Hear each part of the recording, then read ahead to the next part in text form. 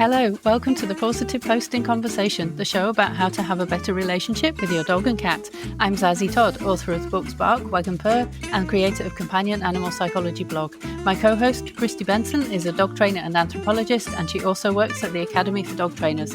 We can't give advice on your pet, so if you have concerns, see your dog trainer, cat behaviourist, or veterinarian as appropriate. Thanks for joining us today.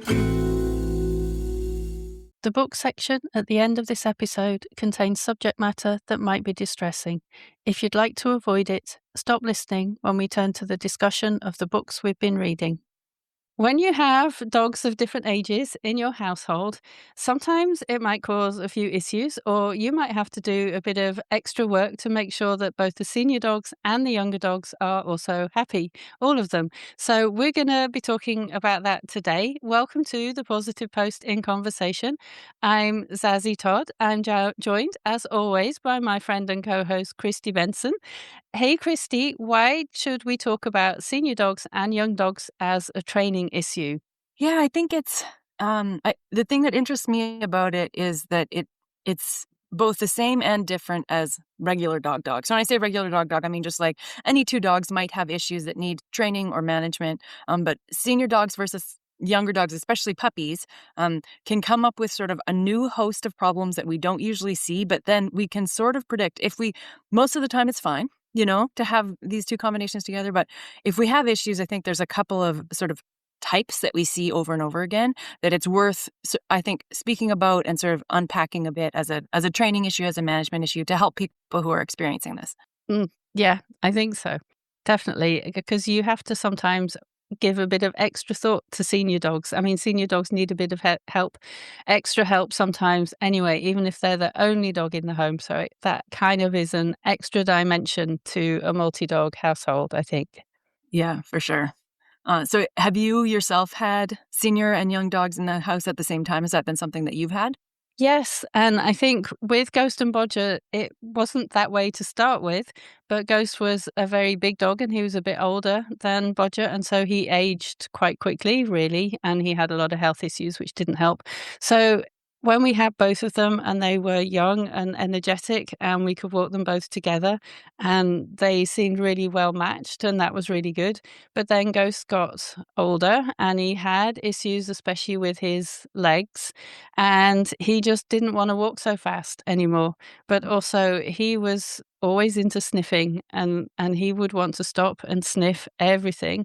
And Bodger would be like, go, go, go, just wanting to get a move on, keep on going, get to the next place all the time. And so there came a point when really it wasn't a good idea to walk them both together because they both would be frustrated. One wanted to go fast and the other wanted to go slow. In between didn't work for either of them.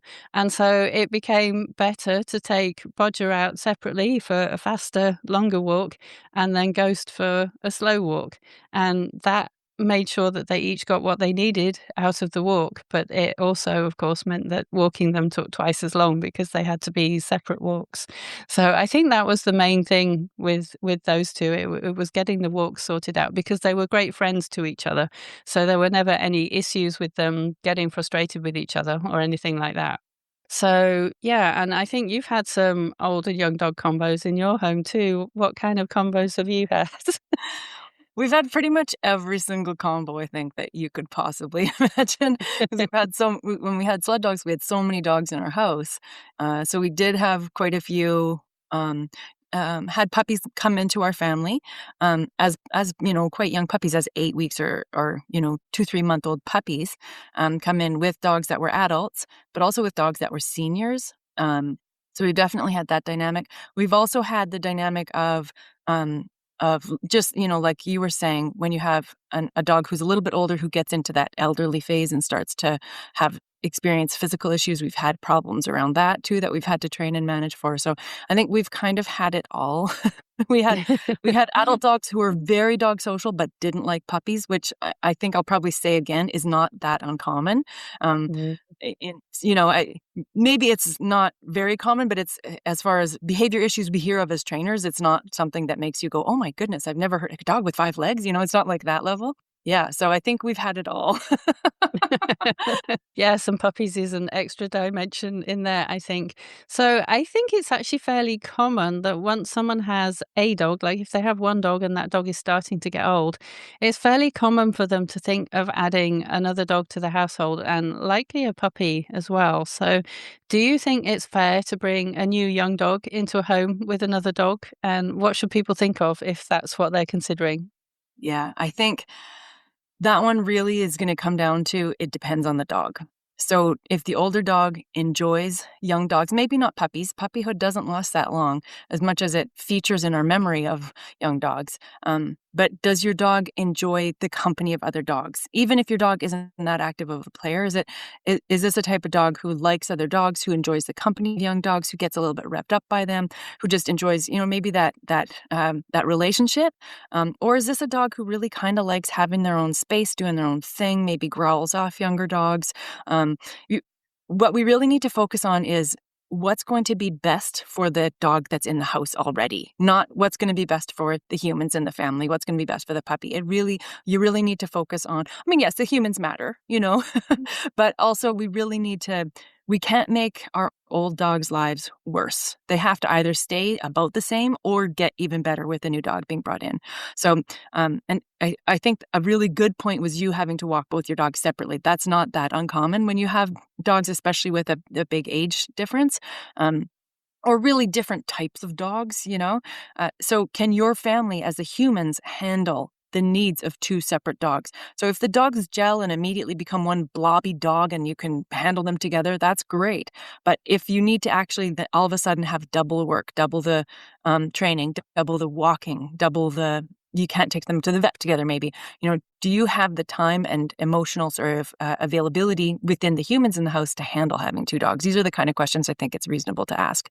Yeah, I think those are good questions. And you mentioned the vet, so I will just share as well that when we had Ghost and Bodger, Ghost had to go to the vet all the time, like just so often, even right from the very beginning of when he came to live with us, because he had to have growth removed.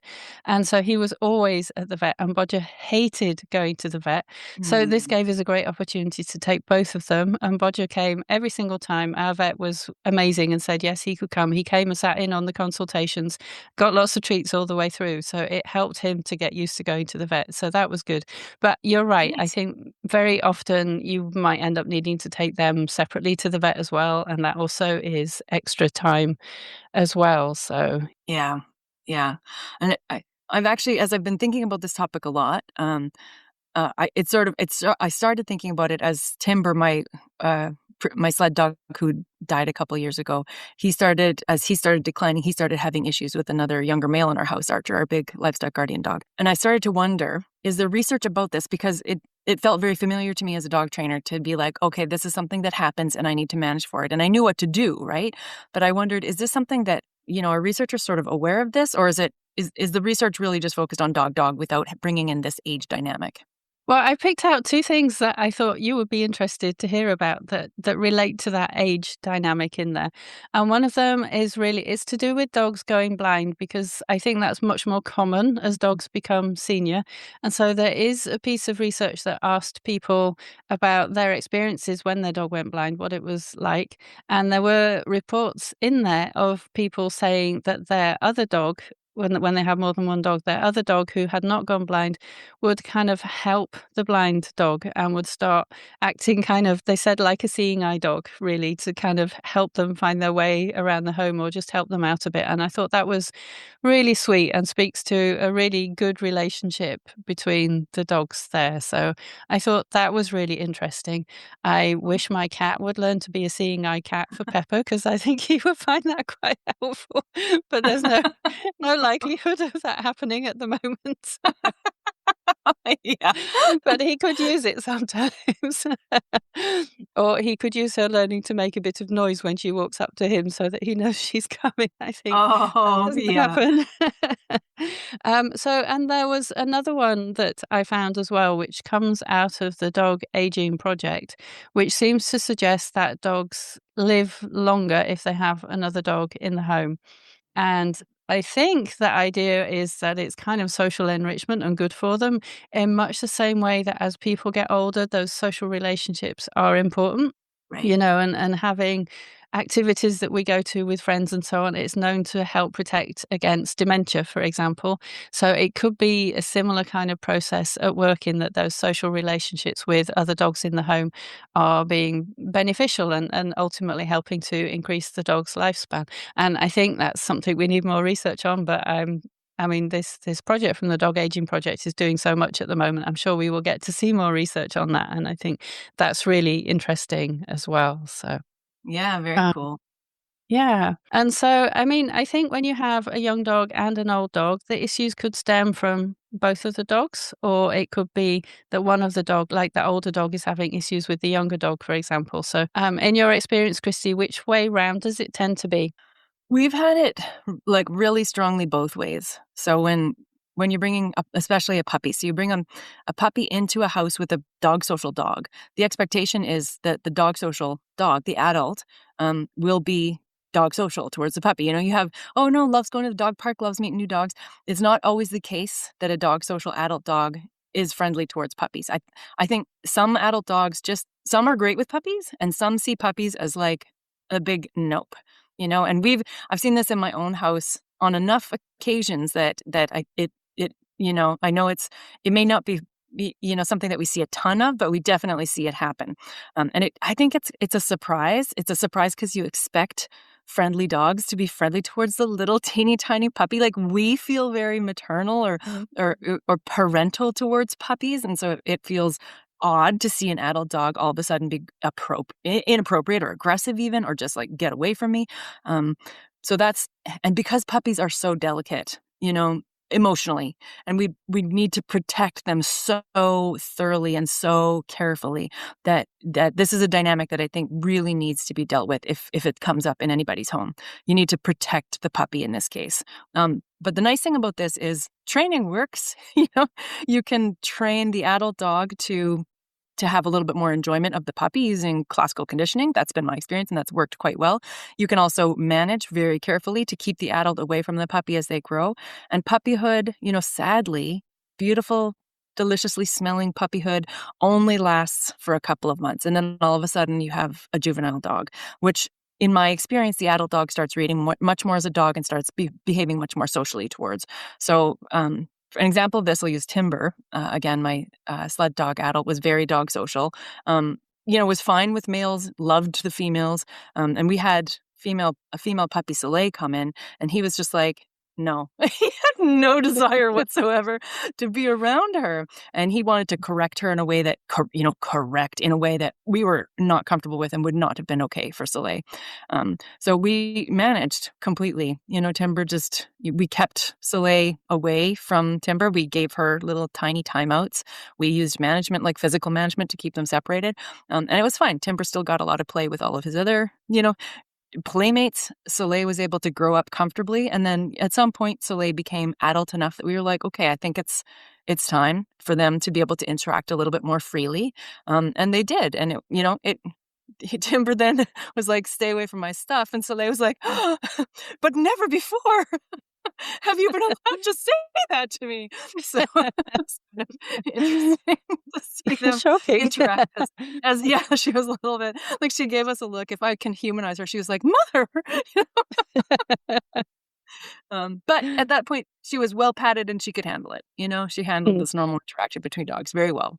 mm, But also, senior dogs, I think, can, if there's even a minor age gap, or if there's one dog who's aging more quickly due to whatever health or breed reason, they can start to decline in a way that's, you can tell from the outside, I think. They might have problems walking, or they might, I think even they might smell different, or they might behave different.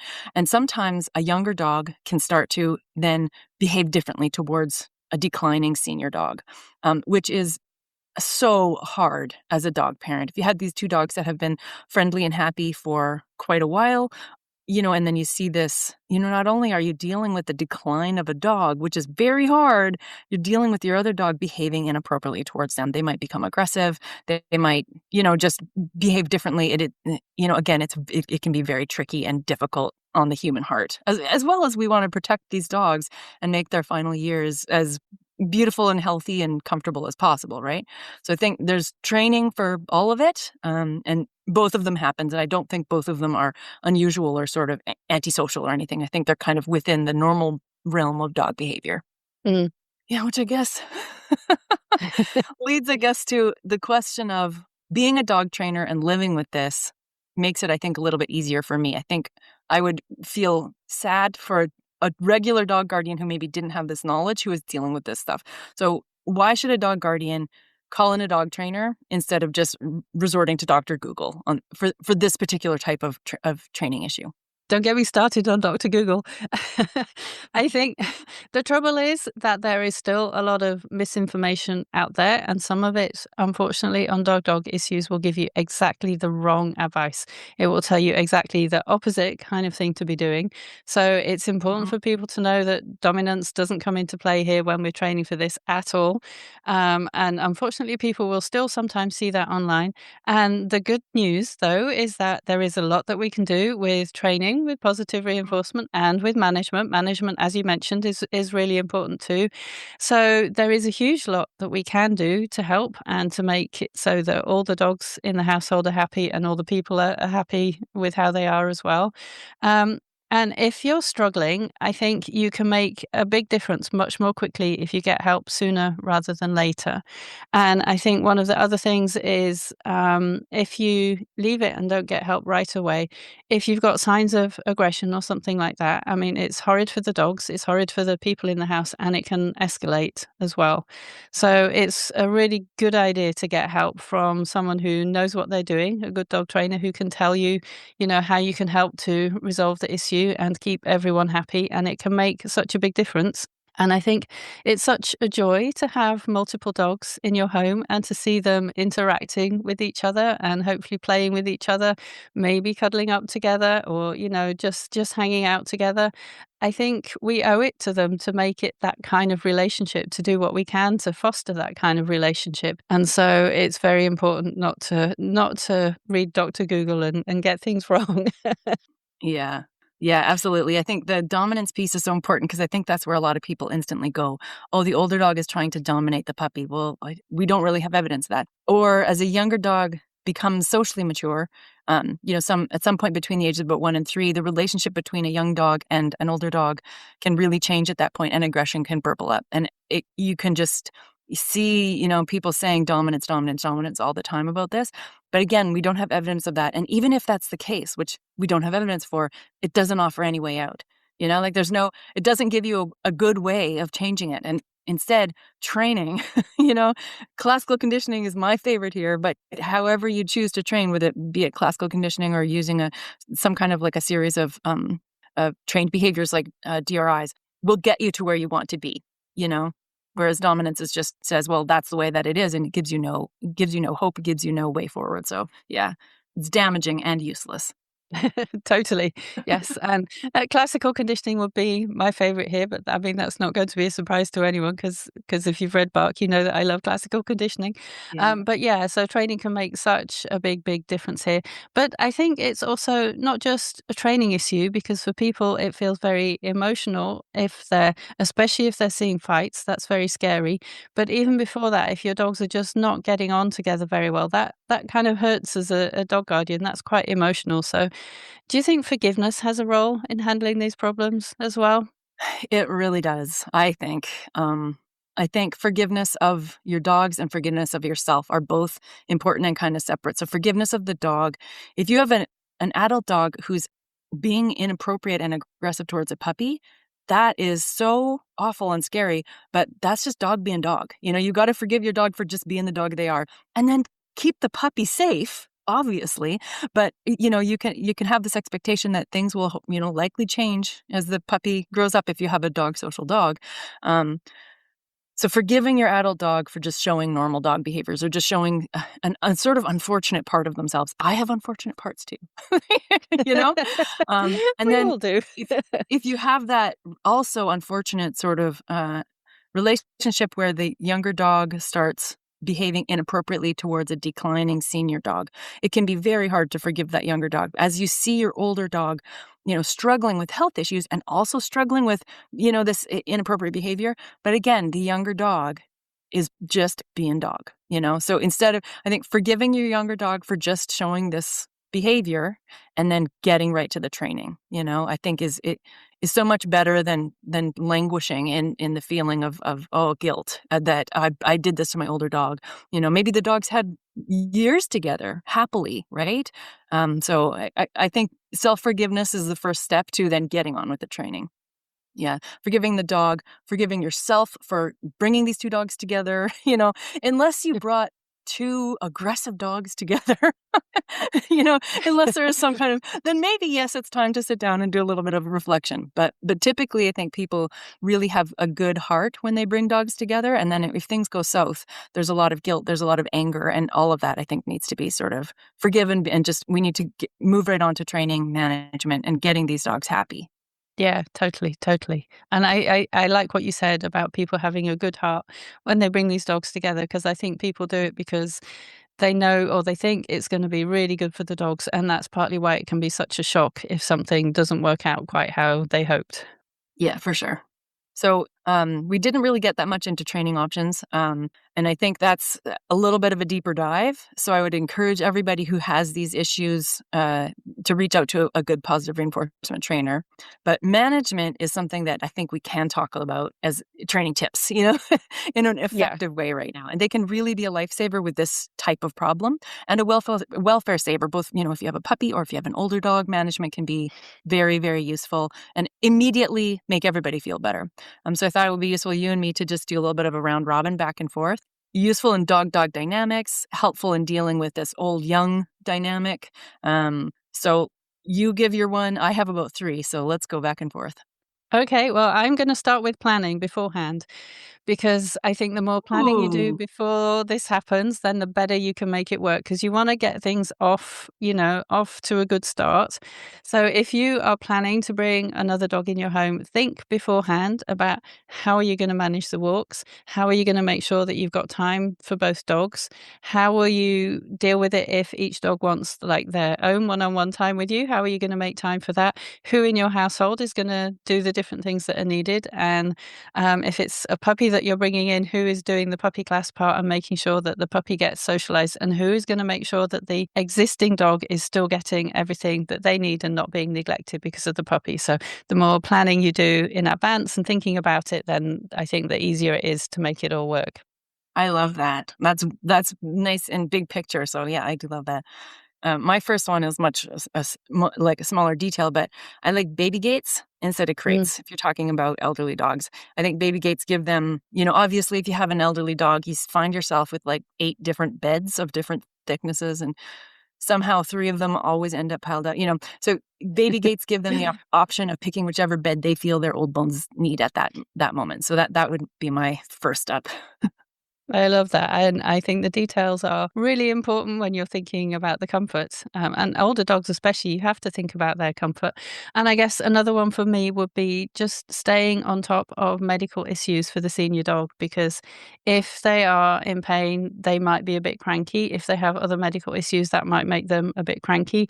So stay on top of those. Don't just assume that things are old age or them being a bit mean towards the other dog, but check in case there is something medical going on that your vet can help you with, because that might help to keep things on an even keel too. And you don't want one animal to be suffering when you think it's age, and actually it's something that you can do something about.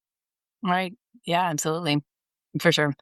So my next one is, I've often worked with dogs who have sort of more than one home or more than one house that they're very comfortable in. They might have a split family, or they might have really good friends that they stay with all the time. And so they have a couple of families. And I would say in those cases, if you have either a new puppy coming in, or you have an elderly dog who's, you can tell is getting palliative, it's fine to keep those dogs apart. If keeping the dogs together is worse than keeping them apart, it's absolutely fine. There's no reason There's no moral reason for you to deal with this two dog issue if you have a great place for your other dog to stay temporarily while you're dealing with this. Puppyhood doesn't last that long. If your dog is palliative, it's absolutely fine. If your other dog is like, I'll go stay with Uncle Joe, like, give yourself that grace if you need it, if your dog is happy. So I think we sometimes forget. I think a little there's this, you get a little bit of a block in your head, like, no, I have to do XYZ because that's what's moral, but it doesn't necessarily need to be that way. So I would throw that out there for those dogs who are lucky enough to have multiple happy homes. I think that's a really good one, and I think that's one that many people won't think of, or they will think that they have to solve it within their home instead of, thinking of other things that they can do. So I love that one. And I guess it's kind of related to that is bring in help, I think, if you need it. So if you've got this point where you can't walk both dogs together anymore and you don't have time to do all of those walks, then hire a dog walker or find a friend or neighbor who is happy to be a dog auntie or uncle and take the dog for walks for you, because it can be difficult. And I think it's important to reach out for help if it's needed. And that can just help to make sure that each dog gets their needs met and you still have the time to do the things that you need to do. Yeah, absolutely. Yeah. And I think my last one is also kind of a detail-y one, but it's deal with the senior's mobility needs. And that is, is your senior dog slipping around on your floor a lot? Put down some carpets for them. Is your senior dog struggling and falling to hop up onto the bed? Get them steps. Is your senior dog struggling to get in and out of the car? So those can be, if you have dogs who are having that particular dynamic of the younger dog is getting freaked out and upset by the older dog's decline, helping your older dog function as a standalone, functional adult more comfortably will help to reduce that, in my experience. So, and also it's just nice to do that for your dog. And I think sometimes our dogs age so quietly that we kind of forget it. We see them slipping. We're like, oh, he's slipping. We don't think of, oh, we need to deal with that. We need to make this dog's life more easy and more comfortable. So deal with your senior dog's mobility needs. That will help them, but it will also help with the dog stuff. I think that's a really good one too. And then I guess the last one that I would add is just enjoy the time that you have with them and enjoy seeing them spend time together, because I think that's it's just really heartwarming and lovely. So, and if there are particular activities that you notice they especially enjoy doing together or with each other's company, make more time for those if you can do, especially if your senior dog, they still need enrichment and sniffing and things like that and activities to do. So make sure you're making time for those too and just enjoy those moments as much as you can, I think. Yeah. Absolutely. Yeah. So I like how we've talked a bit about the bigger picture, and we've also talked about some of the details as well. And I think those details are really, really important. And I happen to know that you have an upcoming webinar on this topic. So would you like to tell our listeners about that? Sure. Yeah. Yes, I do. I've been thinking about it quite a bit in the last few years. So the webinar is on April 8th. It's at 4:30 to 5:30 Eastern time, and it's called Mixing Young and Senior Dogs, Management, Safety, and Training. So it's put on through the Pet Professional Guild, which is my professional association as a dog trainer. And it's $30 to join the webinar, but PPG members apparently have a coupon every year that they can use to watch it for free. So, please come and join me if this is something that you would be interested in your practices learning more about, or, you're interested in some other people's ideas. It is aimed at trainers, but savvy dog guardians will also find useful content, I would expect. So. That's awesome. I think it's wonderful that you're sharing your expertise in this way. So I will put a link to that in the show notes so that if you're interested to learn more about it or sign up, then you can just follow that link. And you can, of course, also find it on the Pet Professional Guild website in their webinars section. So that's awesome. Yeah, I have a bit of news to share because before we get to the book section, because, well, you know already that my book, Bark, won a Maxwell Medallion from the Dog Writers Association of America for the best book on behavior training or sports. And it also won the McFarland Best Book Award, which is amazing. Well, I have received my medallion and I wanted to show you my medallion. I thought you would like to see it. It is an actual proper medal on a Wow. nice Oh, ribbon. wow. So it's got It's what you can't see is that it's actually quite weighty. It's a weighty medal on this red, white, and blue ribbon, which is incredible. And on one side, it says Dog Writers Association of America, and there's a picture of Maxwell. And I don't know if I can make this show to the camera. Sort Anyway, of, it's yeah. sort of, you can see that it's engraved on the other side. So on the back, it says Zazie Todd Bark Behavior Training or Sports 2025. So it is an actual medal that you could actually wear, which I think a lot Did of you people have you don't worn it yet realize. though? I have Have not you been worn it? wearing it. No, not yet. Why not? So, Why not, man? so I think it's a very special thing to have, and it's very weighty, and For it our doesn't want to audience, fit over Zazie is my putting the medal headphones. on currently. Yeah, I put the medal on, and it was a struggle to get it past my headphones, but there's that. And I also wanted to show you a really cute thing because it also came with a little pin, which is quite tiny. Oh Um, yeah. but that's also got the head of Maxwell on there, and so it's a little pin that you can wear as well. So that's very cool. I'm very, very grateful to the Dog Writers Association of America. I feel very honoured and absolutely thrilled to do that. And my publisher also has put on the digital cover. They put there's a little image graphic that goes with it, and that's now been added to the cover of Bark, which is very exciting as well. So thank you very, very much to the Dog Writers Association of America for that award. It's Nice. just thrilling. So at the end, I'm keeping my medal on now, so you'll just have to sit and Yeah. see see I that for want to the see it rest of the show. for the next 10 episodes, Zazie. I'd be wearing it around the house. In the shower. So we're going to move on to the book section and talk about books that we've been reading. So what have you been reading recently? Okay, I just a couple days ago finished. I'm going down a dark path right now, but I'm not sure. Oh, I don't think you'll be able to I see it can't because I see have it. It's kind of blurred. yeah. It's called Consent, a memoir by Vanessa Mm, Springora. And it's about how this woman who's my age-ish, when she was a child, when she was between 13 and 16, was coerced and raped by this literary figure, Gabriel mm, Matzneff. Um, for several years, she was in this relationship, and he was 50 at the time, and she was a mm, child of 14. So it's extremely upsetting, obviously, and mm, it's disquieting, and it's awful, but it gives this interesting, and it's beautifully written. Like, it's almost hard to say how weird it is to enjoy something that's so beautifully written about a topic that's so absolutely awful. Um, mm, but she really shines an interesting light from, like, a perspective of a child. You know, she's talking about this from what it was like as a child to now she's, in her 50s.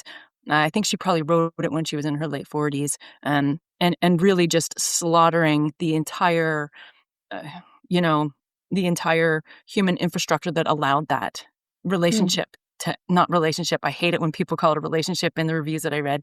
When they allow that to even occur, and it's really about how powerful men, but especially how literary men, how artistic men are given this pass.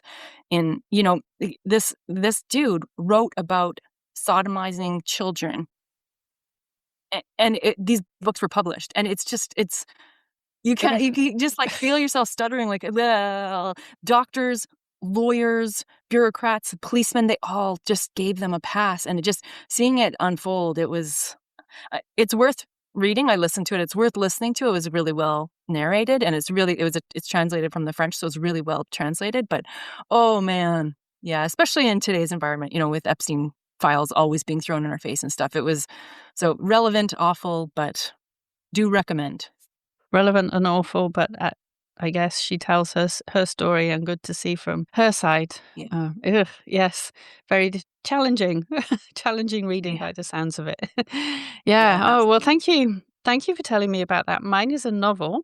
Mine is People of Means by Nancy Johnson. And she's an American writer. It is set in, well, it's got two timelines. And one of those timelines is in Nashville in 1960, and that character Frida is Black. She's gone to a Black university there. Her parents have brought her up to believe that she has to be excellent in order to find her way in the world. And she grew up in Chicago, so this is the first time she has really experienced segregation, which at this point is not legal but is still happening in that part of the US. And so people at her university are going on demonstrations, some of them. And so she writes about the sit-ins at the lunch counters where they won't serve Black people. So they go and they just sit there and look at the menu and just stay for a while, and they shut the cafe rather than actually serve them. And it really shows how brave they were. And that's one timeline. So she has to decide whether or not she wants to get involved in this movement or what she wants to do about that. And the other timeline is her daughter in Chicago in 1992. And that timeline starts just after the news breaks of Rodney King and what happened there. And she is working in a PR company. And so she too has been brought up to believe that excellence is the way forward, that you have to be better in order to get ahead. And she too has to make a decision about whether or not she wants to get involved in political activism. And the two timelines interweave as well. So it's really well written. Like, I couldn't put it down. It shows how brave some of the characters are in what they do and decide to do. And I guess it's shedding light on an important part of history in America as well. So yeah, I've really enjoyed it. I've read Nancy Johnson also wrote a book called The Kindest Lie, which very different, but I love that too. So I think she's an amazing writer, and I've really enjoyed reading that. So Sounds awesome. yeah. So I think that's it for today. So today I want to give a special shout out to our listeners in Seattle, Washington. Thank you for being with us. Wherever you're listening or watching from, thank you for joining us today. We love having you as part of our community. And if you've enjoyed this episode, please tell a friend about it so that they can enjoy it too. And we will see you next time. Bye. Bye, everyone. Thank you for listening to the Positive Posting Conversation. If you liked this episode, please subscribe to the show and write us a review via your podcast app. For the show notes, visit companionanimalpsychology.com. This show was produced by Zazie Todd. The music is Melody from Paris by Studio Le Bousse. See you next time.